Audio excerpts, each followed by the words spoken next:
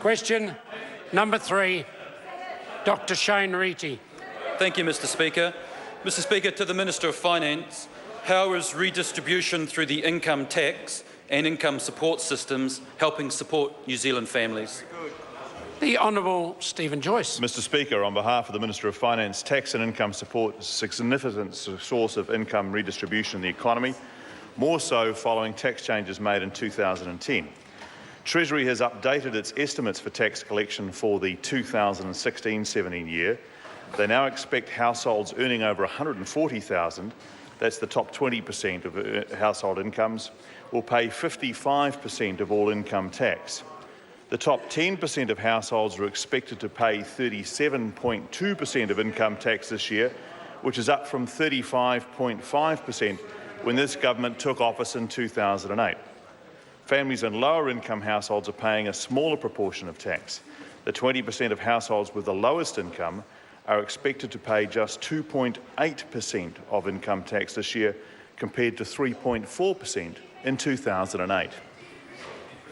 Supplementary question, Dr Shane Reti. What other evidence has he seen showing the tax and income support systems are more progressive today than in 2008? The Honourable Stephen Joyce. Mr Speaker, on behalf of the Minister of Finance, Treasury has also undertaken an analysis of the net tax paid by households. That's income tax paid less than the amounts received in benefits, superannuation and working for families. This shows that 30% of households with the lowest incomes will pay $1.7 billion of income tax, but this is more than offset by the $10.6 billion they are expected to receive in income support. Treasury estimates that 42% of households will pay no net income tax. That is, they'll pay less in tax than they receive in welfare benefits, working for families, New Zealand super or accommodation subsidies. This compares with 39% in 2007-2008 when this government took office.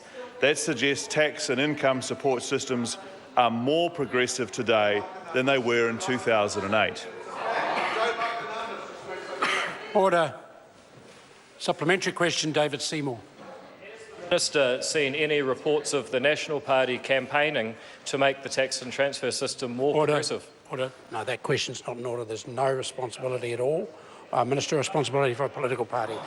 Shane Reti, supplementary question. What steps has the government taken to help New Zealand families get ahead? The Honourable Stephen Joyce. Mr Speaker, on behalf of the Minister of Finance, the economy remains front and centre of the government's busy program. That, of course, includes the business growth agenda, which is helping to create more jobs and higher incomes for New Zealanders. We're seeing results, Mr Speaker. New Zealand currently has the second highest employment rate in the developed world. That's the second highest. Of every 100 people aged 16 and over, 66 are in work. That compares to 61 in Australia and Canada, 60 in the UK and the US, and 56 across the OECD as a whole. This is in part due to the 250,000 jobs that have been added to the economy over the last 3 years. Supplementary question, Dr Shane Reti. What steps has the government taken to support lower income families?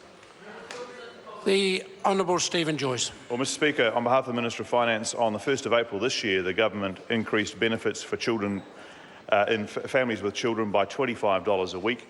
That's the first real increase since 1972. We also increased working for family payments to very low income working families by $24.50 a week and to other working families by up to $12.50 a week. And we increased childcare assistance for low income working families. On top of this, the government has introduced free GP visits and prescriptions for under 13s, breakfast in all schools that want it, social workers in all low decile primary schools, the youth service for young teen beneficiaries, insulating every state house that can be insulated, rheumatic fever prevention, whānau ora, and now establishing a new ministry to support vulnerable children. Supplementary question, Grant Robertson. Thank you, Mr Speaker. Which of the following achievements of his government are helping to support New Zealand families the most? Homelessness being the worst in living memory, according to the Salvation Army. 10% of New Zealanders owning 60% of the wealth, according to Stats New Zealand, up from 55%. Or his own admission that incomes are dropping despite GDP growth. The Honourable Stephen Joyce. Well, Mr Speaker, on behalf of the Minister of Finance, I'd contest at least two of the members' statements there, if not all three.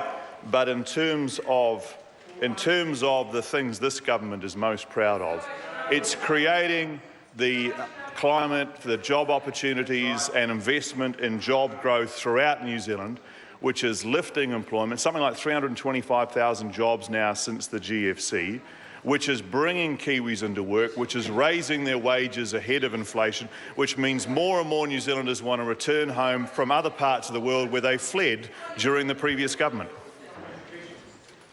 Supplementary question, Grant Robertson. In light of his answer to the primary and first supplementary question expressing confidence in the progressivity of the tax system, is he ruling out tax cuts being proposed by his government before the next election?